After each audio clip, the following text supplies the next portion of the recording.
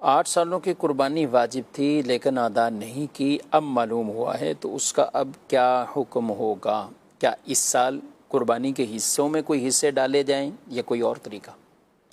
قربانی نہیں کی اور اب احساس ہوا اور معلوم ہوا تو اس صورت میں توبہ کرنا ضروری ہے،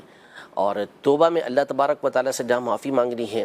وہیں یہ ضروری ہے کہ اس کی تلافی کی جائے۔ توبہ اسی وقت مکمل ہوتی ہے کہ جہاں معافی کے ساتھ ساتھ تلافی کرنا ہو، اس کی تلافی کریں گے۔ جیسے مثال کے طور پر کسی کی نمازیں چھوٹ گئیں، قضا ہو گئیں، تو اب فقط توبہ کر لینا کافی نہیں ہوگا، بلکہ اس کی جگہ اس کے ساتھ ساتھ اسے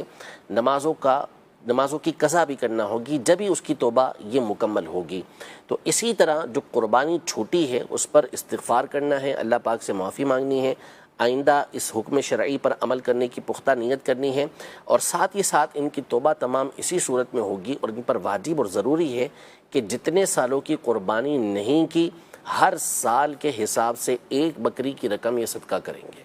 یعنی جتنے سال ہیں اس کا حساب لگائیں کہ اتنے سال نہیں کی، اور پھر اس کے حساب سے جتنی بھی بکریاں بنتی ہیں ان کی قیمتیں اس نے صدقہ کرنی۔ جیسے 8 سال کہا تو اب 8 بکریوں کی قیمت انہوں نے صدقہ کرنی ہے۔ یہ نہیں ہو سکتا کہ اس کی جگہ پر حصے ملا لیں، یا 8 بکریاں ہی لے کے یہ ذبح کر دیں،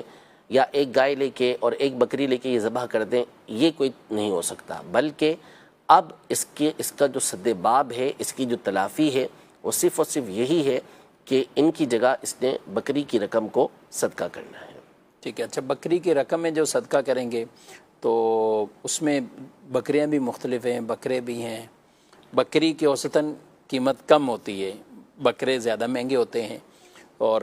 قربانی کے دنوں میں قیمتیں زیادہ ہوتی ہیں، بعد والے دنوں میں، تو اس میں کیا ہے؟ متوسط جو رقم ہے وہ اس نے صدقہ کرنی ہے، اور جس سال اس پر قربانی لازم ہوئی تھی اسی سال کی رقم کا حساب ہوگا۔ اب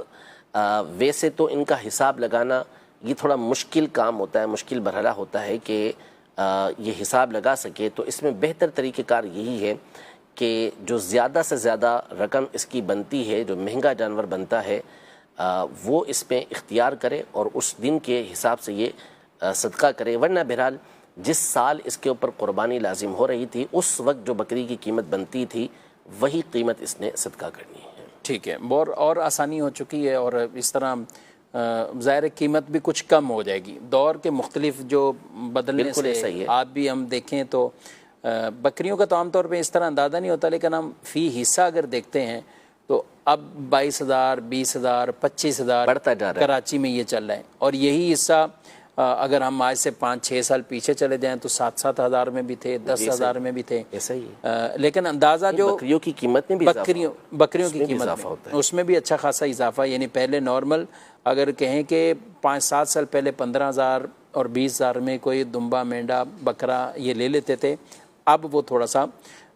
مشکل ہے، اور کم از کم جو نارمل ہیں وہ بھی 30-35 ہزار روپے کے وہ آتے ہیں۔ تو یہ آپ اسی سال کے اعتبار سے اس کا ایک نکال لیں، لیکن حصہ نہیں نکالنا،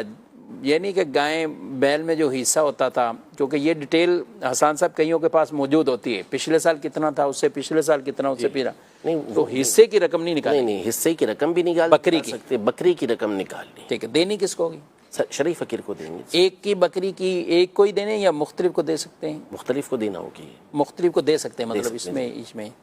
جی